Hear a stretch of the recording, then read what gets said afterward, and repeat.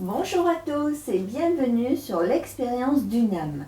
Alors aujourd'hui je vais vous faire les énergies pour la pleine lune qui aura lieu le 5 mai 2023 à 19h37 heure locale, quoi française, hein, d'accord. Pour ça j'ai tiré 3 cartes que j'ai déjà tirées à l'avance parce que cette pleine lune me parle de remise en question. Alors, pour cette remise en question, je me remets moi-même en question et j'essaye de vous faire une vidéo avec plus de construction. Oralement, parce que pour moi c'est difficile de pouvoir quelque part m'exprimer. Donc ça m'a permis de me poser et de prendre conscience des énergies de la carte pour essayer de parler plus clairement. Alors, en premier, avec le tarot de Marseille, j'ai tiré le roi de bâton. Donc, le roi de bâton, c'est une énergie qui est terre. On demande, alors il y a une phrase que j'ai relevée, qui est très importante et qui correspond vraiment à cette pleine lune. En gouvernant votre vie, ta vie, ma vie, je suis capable d'exprimer, de comprendre, d'améliorer, transformer mon intériorité, ma raison d'être. Voilà, c'est ça qui est très important, qu'il faut que tu prennes en compte pour cette pleine lune. Le roi de bâton, lui, il est bien assis, prêt à faire face aux éléments qui viennent à lui. Pourquoi il est prêt? Parce que tout simplement, il a pris le temps de réfléchir, de comprendre chaque situation, que ce soit des situations intérieures par rapport à lui et que ce soit par rapport à ce qui se présente à lui, par rapport à l'extérieur. Ces petits pieds rouges, donc c'est parce que c'est une personne qui est bien ancrée, il est en reliance en fait avec ce qui est visible et invisible.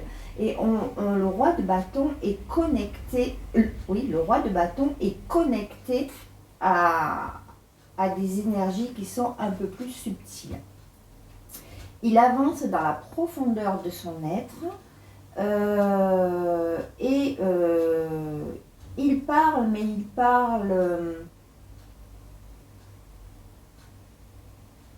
parle avec son chakra de la gorge déjà, donc c'est quelque chose qui est subtil, le chakra de la gorge, et par rapport à son plexus également, parce qu'on voit bien que le verre est positionné sur son plexus solaire.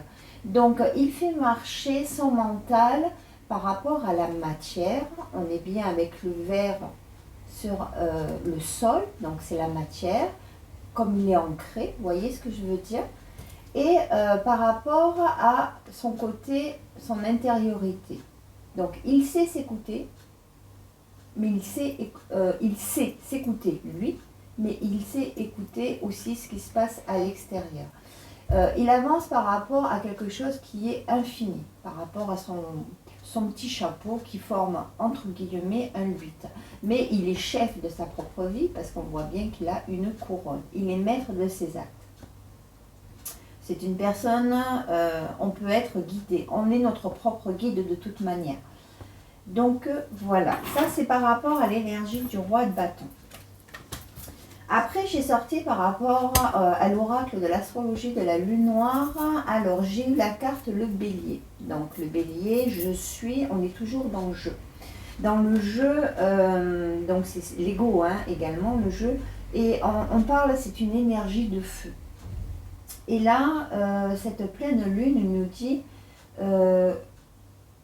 comment tu te positionnes toi, comment tu avances. Es-tu capable de te remettre en question? Parce que pour moi, la pleine lune, il est question de ça, de remise en question. Après, je vous dirai où est cette fameuse lune. Alors, et j'ai la carte du nœud sud.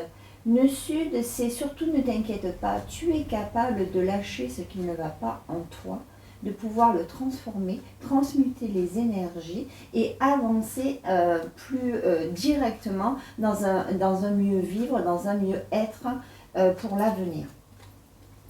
Donc, le nœud sud, il y a écrit dessous les dettes de la vie. Donc, ce qui a été plus ou moins négatif, ce qui est à travailler dans ton intériorité, toi seul es capable de le faire. C'est pas quelqu'un d'autre qui va faire le travail à ta place. Donc voilà. Donc ça c'était les énergies au niveau des cartes. Alors cette pleine lune en Scorpion, elle n'est pas forcément à son aise. La lune en Scorpion se sent comment dire isolée, n'est pas à sa place, se sent marginalisée, exclue. Elle a du mal à rentrer dans l'énergie du Scorpion, qui est une énergie profonde. Alors bien sûr que la lune, elle est réceptive, elle est intuitive, mais pour elle, le Scorpion, c'est une énergie qui est encore qui est lourde pour elle, dans le sens où elle perd pied en fait.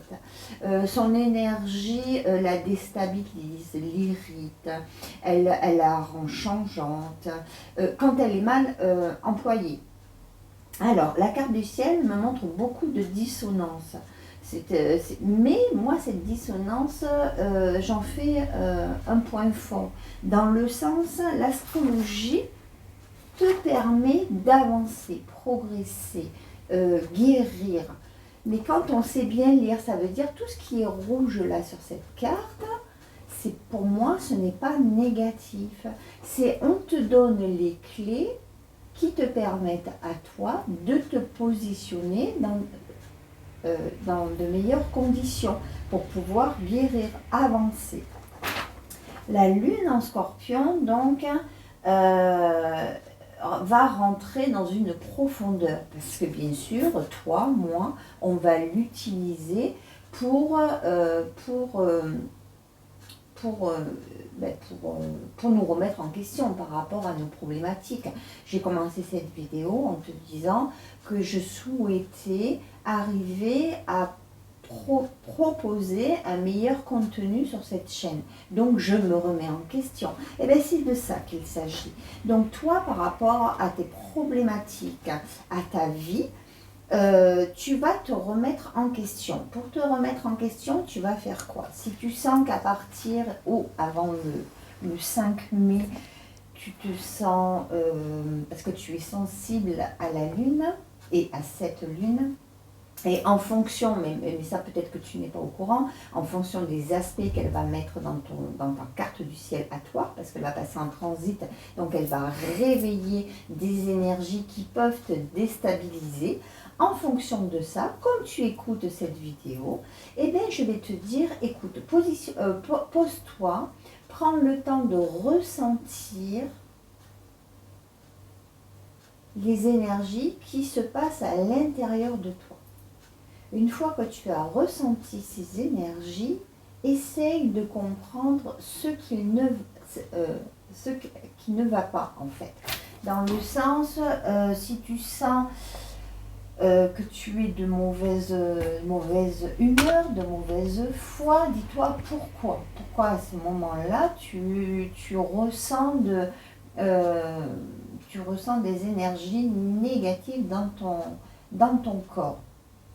Es-tu responsable de ces énergies négatives? As-tu un gros dossier à l'intérieur de toi qui te bouffe depuis des mois, des années, que tu n'arrives pas à exprimer, à guérir? Et bien là, cette pleine lune te demande de faire le tri, de mettre tout sur la table, de comprendre que tu es capable de t'auto-guérir. Dans le sens, cette problématique que tu rencontres,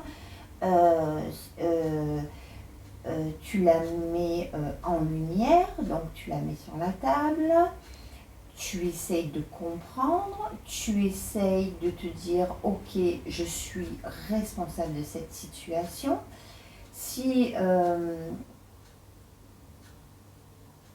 je suis également responsable de cette situation, elle ne me convient pas, qu'est-ce que je peux m'apporter moi pour sortir de là, pour éviter qu'à la prochaine qu'au prochain transit lunaire, j'ai toujours ce vieux dossier à transformer. En fait, cette pleine lune, elle nous parle de transformer, transmuter, se nettoyer intérieurement. Le Scorpion, c'est un signe qui est très puissant. C'est un signe qui est fixe, qui est déterminé, qui est persévérant, qui déploie beaucoup de puissance, de courage, qui peut être destructeur, qui peut être entêté, bloqué, se bloquer lui-même. Et là, avec l'énergie de la Lune, qui la Lune, son signe où elle est maître, c'est quand même le cancer, n'importe quoi.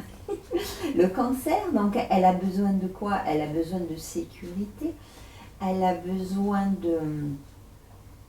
de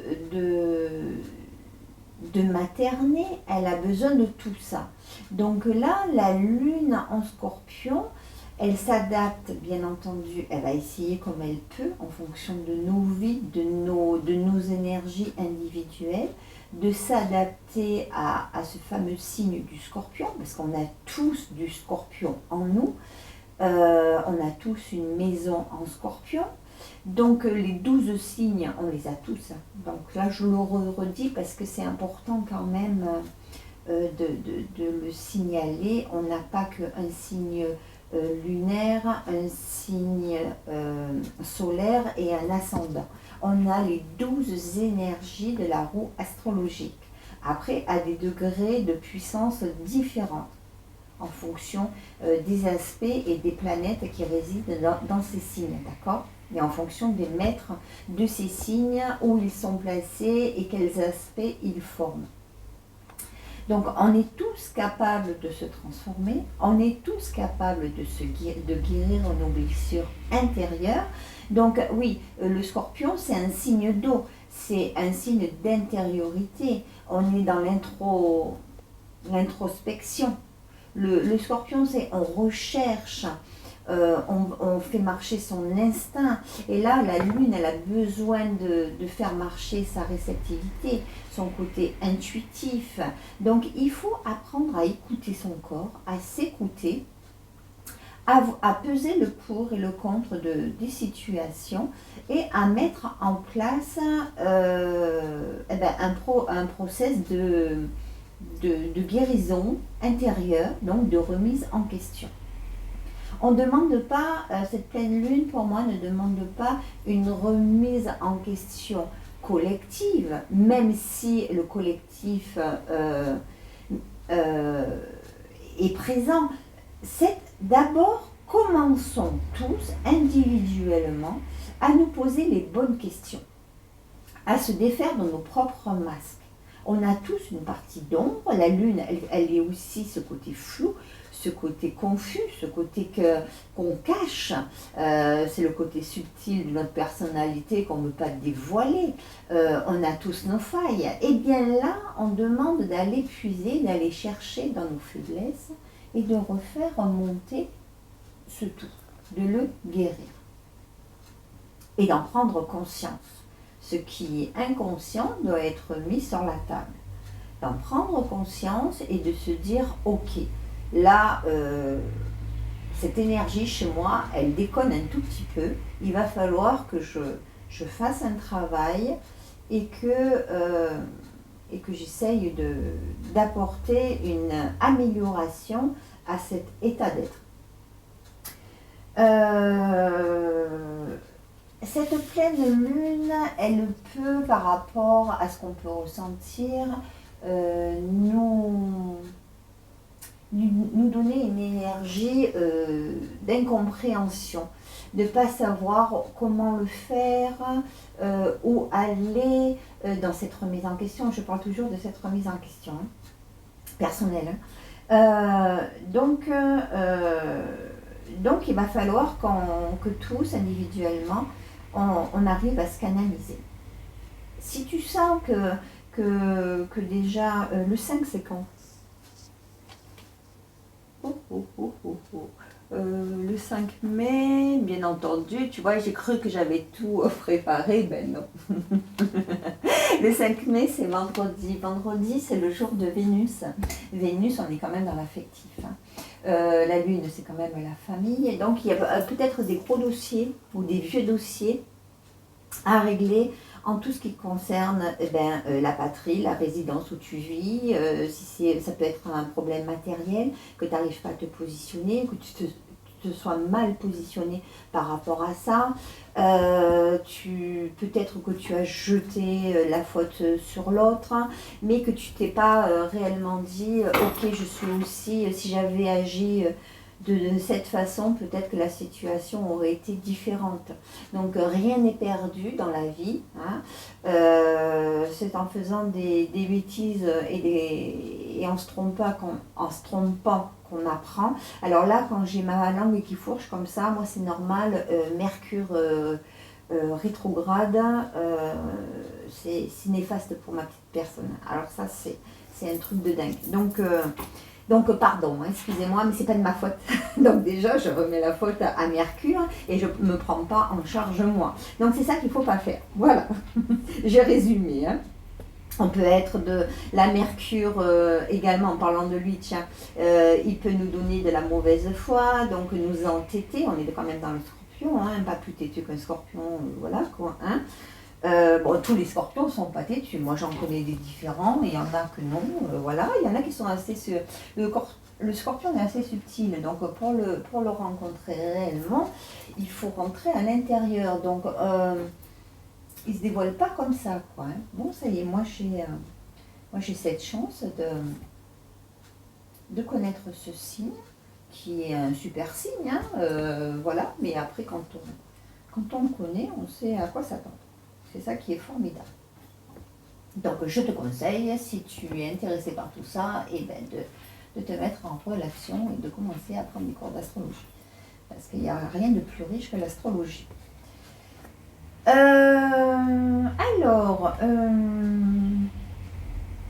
Donc le maître du scorpion est toujours en Verseau. Alors le 2 mai, lui, il va prendre sa marche, il est en rétrogradation, donc il fait marche arrière.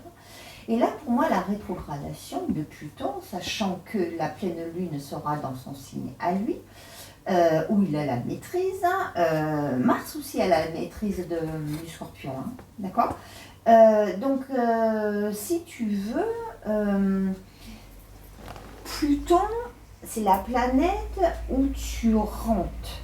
C'est mourir pour renaître. Donc, tu dois rentrer à l'intérieur de toi, chercher le vieux dossier de tout à l'heure, le faire remonter, prendre conscience des énergies que tu portes, remédier, travailler. Alors ça fait pas plaisir hein, de mettre la lumière sur soi-même. On est tous capables de critiquer le voisin, mais quand il s'agit de nous, on la ramène pas. Hein, donc voilà. Et là, il va falloir que individuellement, tous, on soit capable de faire ressortir la part sombre, de transformer cette énergie.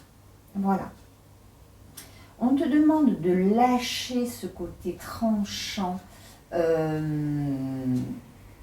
têtu, où tu peux apporter des énergies de rancune, etc., etc. Tout ce qui est négatif dans le scorpion, hein, on te demande de lâcher ça. Ça te sert à rien. Si, bien entendu, tu sens que tu as ces énergies. On n'est pas tous... porteur de ces énergies comme ça. Voilà, si tu sens que ça te concerne, c'est le moment de faire le point. Parce que le fait qu'on se prenne tous en charge, si moi je me prends par la main, je fais une petite goutte sur moi, un petit changement, une transformation, si tout le monde, tous individuellement, on fait cette transformation, bien entendu, on va changer notre regard sur les autres. Donc, de ce fait, pas pour un mieux vivre collectif. En fait, l'objectif, il est là. Mais on ne peut pas demander tous ensemble, et c'est ce qu'on fait aujourd'hui, j'ai l'impression, attention, c'est mon impression, c'est ma réalité, hein. J'ai l'impression qu'on délègue tous quelque chose que l'autre doit changer, donc lui, mais sans se mettre en question en se disant ok, bon, je vais commencer par me changer moi, pour montrer en fait l'autre, comme je vais changer mon énergie, l'autre personne va changer son énergie, etc. etc. Et donc inconsciemment, eh bien, tout le monde changera son énergie. On ne doit pas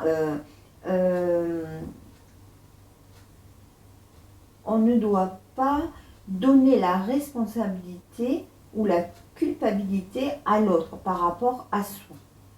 On est tous responsables dans toute situation de nos vies. Par exemple, moi. Vous sentez le moi, quand je l'ai dit, c'est vraiment mon égo là. Et là, il a parlé. J'ai en moi, mais ça c'est le sens où je suis capable de me remettre constamment en question. Alors ça, pour certaines personnes, si vous vous remettez toujours en question, il faut faire attention quand même. La remise en question, quand elle est naturelle, elle ouvre sur de la culpabilité. On a tendance à culpabiliser parce que justement, comme on est des énergies, nous sommes des énergies qui nous remettons constamment en question, on se sent constamment coupable dans une situation qui se présente à nous. Alors stop cette remise en question, une situation qui t'arrive, toi tu es toujours en train d'essayer si tu te poses vraiment la question, tu ressens dans toi, etc. Et tu te poses les bonnes questions, parce qu'il faut savoir se poser les bonnes questions avant de s'auto-flageller. D'accord? Donc tu te poses les bonnes questions et tu te demandes si c'est juste ou pas juste. Voilà, il y a la partie de on se remet toujours en question, la partie on se remet jamais en question.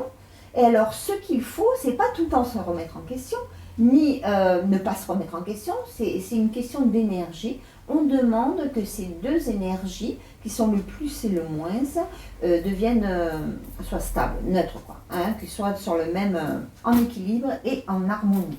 Comme toute énergie que nous portons, il faut toutes les mettre en équilibre. Cette pleine lune peut nous donner des énergies de manque de réalisme. C'est on plane, on se croit dans on croit détenir une vérité, on peut être dans les excès par rapport aux gens qui nous entourent et on te demande de stop, positionne-toi calmement et fais la part des choses et prends ton temps. On est toujours dans prends ton temps, quoi, hein, parce que le problème, c'est les énergies de feu. Il faut savoir les maîtriser. Alors le feu, c'est... Hop, je me caille là. Ah, j'ai pas allumé mon poêle. Le feu, alors, on n'est pas au mois de janvier. Nous sommes le 27 avril et on a une perturbation qui passe par le nord-est de la France et j'habite là et on se pèle. Donc voilà quoi, on se pèle. Non, c'est un peu humide, mais c'est bon, ça fait, on a de l'eau comme ça. Donc voilà, ça c'était une petite parenthèse par rapport à pourquoi j'avais froid. Du coup, j'ai perdu mon fil, chose que je ne devais pas faire, hein. Donc il faut que je coupe ça, ou je coupe pas. Non, chasse le naturel et revient au galop. Il faut savoir être qui on est. Bon, mais j'ai des failles et je dois encore travailler. Et je crois que jusqu'à mon dernier souffle, je vais travailler. Mais c'est bien parce que ça me donne des objectifs. Alors, tout ça pour dire... Par rapport au Mars, en Mars, je l'ai mis, je l'ai dit...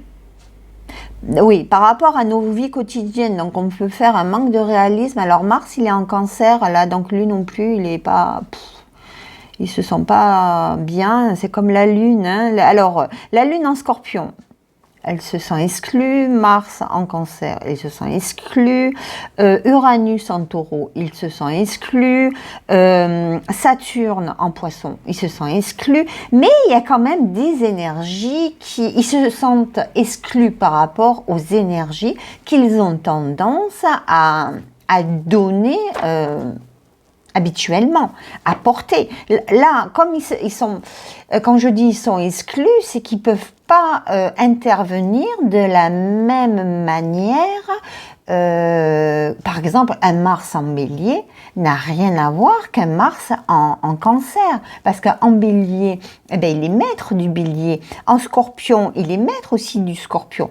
Tu vois ce que je veux dire? Mais en Cancer, Mars, il est extraverti, il se pose pas de questions, il fonce, il crée des accidents et des incidents, il est puissant, il est rapide, il est vif, il est en pleine...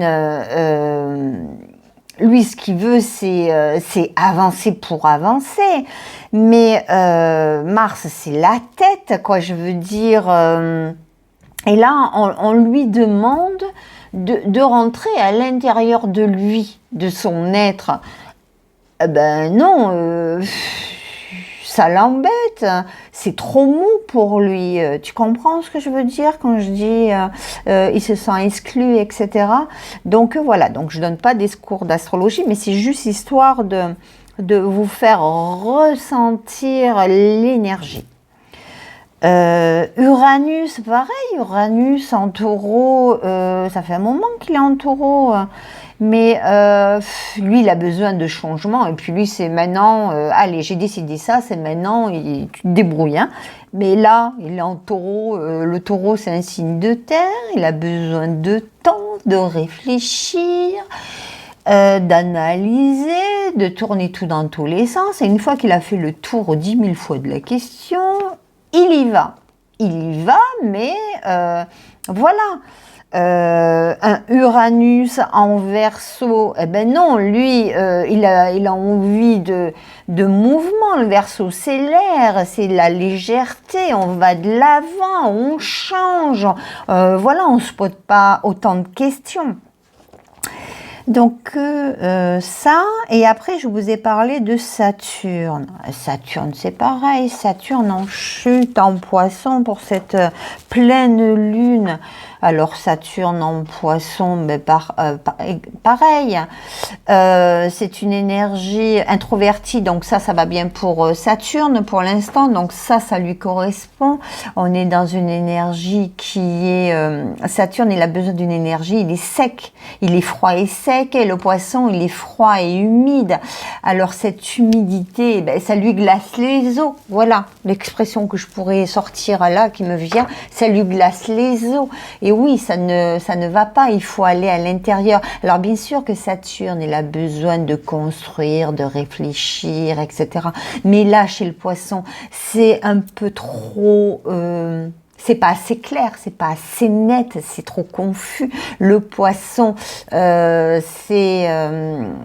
il n'aime pas Saturne quand il y a anguille sous roche, et le Poisson, il aurait tendance à prendre la fuite, à manquer dans ses responsabilités. Alors c'est pour ça qu'il se sent exclu, pas à sa place. Mais il apporte de très belles énergies, Saturne, pour cette pleine lune. Il apporte les belles énergies dans le sens où il est sextile au nœud nord qui est en Taureau, et trigone avec le nœud sud qui est en Scorpion. Et donc il dit bon ben tout le monde est prêt là, terre, mer, vous êtes prêts, soit eau et terre, vous êtes prêts, eh bien allez-y, transforme ce que tu dois se transformer à l'intérieur de toi. Tu as pris le temps, on t'a laissé le temps. Ça fait des mois et des mois que tu regardes des posts sur l'astrologie. Donc maintenant, tu as pris conscience des énergies astro. Donc on te dit, tu as un travail à faire sur toi, il faut que tu le fasses pour que tu puisses briller. Briller intérieurement pour pouvoir briller extérieurement. Parce que quand tu es bien à l'intérieur de ton être, bien sûr que tu rayonnes. Donc voilà. Alors on ne rayonne pas que pour soi, on rayonne pour tout le monde. Le soleil, il se lève, il se couche pour tout le monde. Donc voilà, on évite d'être auto-centré sur soi. C'est pas justement si tu te sens, si tu es et que tu veux pas te l'avouer, une personne qui est auto-centrée sur elle-même, eh ben ça c'est pas grave, ça se travaille, ça s'arrange, ça s'améliore. C'est bien de penser à soi, mais on n'est toujours pas tout seul sur cette planète.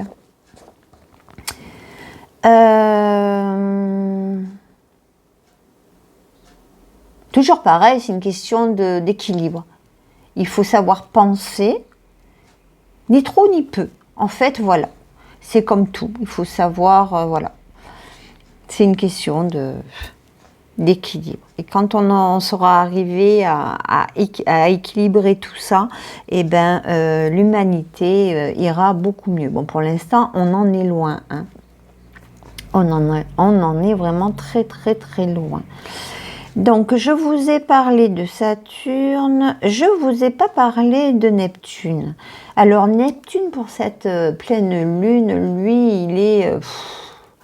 il peut y avoir des énergies qui nous donnent ce besoin de nous séparer, de rompre, avec Vénus, il est en conflit, quoi. Il est fatigué de ce qui peut se passer. Alors attention, méfie-toi avec Neptune. Peut-être que tu es dans une illusion affective. Alors tu peux te lever demain matin et te dire qu'est-ce que je fais là? Mais pose-toi les bonnes questions, ressens toujours pareil. On ne fait pas les trucs à la va-vite, à l'arrache, sans comprendre le pourquoi, du comment, de ce qui est bon pour soi et pour l'autre également. Est-ce que je ne dois pas peut-être mettre moi-même de l'eau dans mon vin pour que cette relation elle aille un peu mieux? Ou sinon, j'étais vraiment dans l'illusion d'une relation... amoureuse, affective, amicale, et en fin de compte, non, c'est les énergies, je me suis fait endormir par cette personne. Et là, on prend conscience. Mais toujours pareil, il faut que tu arrives à te positionner dans ta remise en question à toi.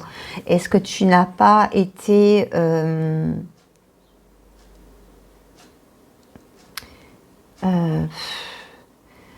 Est-ce que c'est pas toi qui as incité cette personne à te faire croire, en fait, tu vois? Donc là, on est dans une croyance qui peut nous limiter pour l'avenir. On te dit, tourne-toi également par le passé, parce qu'il s'est... affectivement, voilà, ouais, j'ai quelque chose qui me vient là, c'est... et tu es heureuse, heureux. Sens-tu cette générosité réciproque dans cette relation amicale ou de couple ou par le travail aussi, hein, dans ta vie sociale? Donc quand je dis les mots, tu penses à ce qui, toi, te résonne en fait. Hein. Donc j'ai bien dit social, professionnel, affectif. Affectif, c'est amical, familial, c'est affectif, quoi. Hein. C'est tout le truc. Hein. Donc est-ce que tu sens que son soleil brille autant pour pour tout le monde, de ce groupe-là, affectif, hein, ou social, ou professionnel. Enfin, voilà, il faut que tu te dises, si c'est dans le travail, c'est quoi qui te fait pas vibrer, là, aujourd'hui, par rapport à avant? Est-ce qu'il y a quelque chose qui ne résonne plus en toi? Ou ce n'est que passager? En fait, parce qu'on a tous des hauts et des bas. Donc, c'est ça. Donc, avant de partir dans quelque chose qui peut être problématique ou te séparer de quelque chose, que ce soit dans la matière ou dans ton relationnel, pose-toi les bonnes questions. Ne sois pas dans un excès de jetable. Humain, je parle.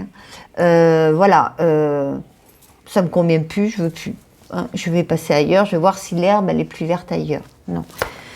Donc voilà. Eh bien, je crois que j'ai fait le tour par rapport à toutes ces énergies.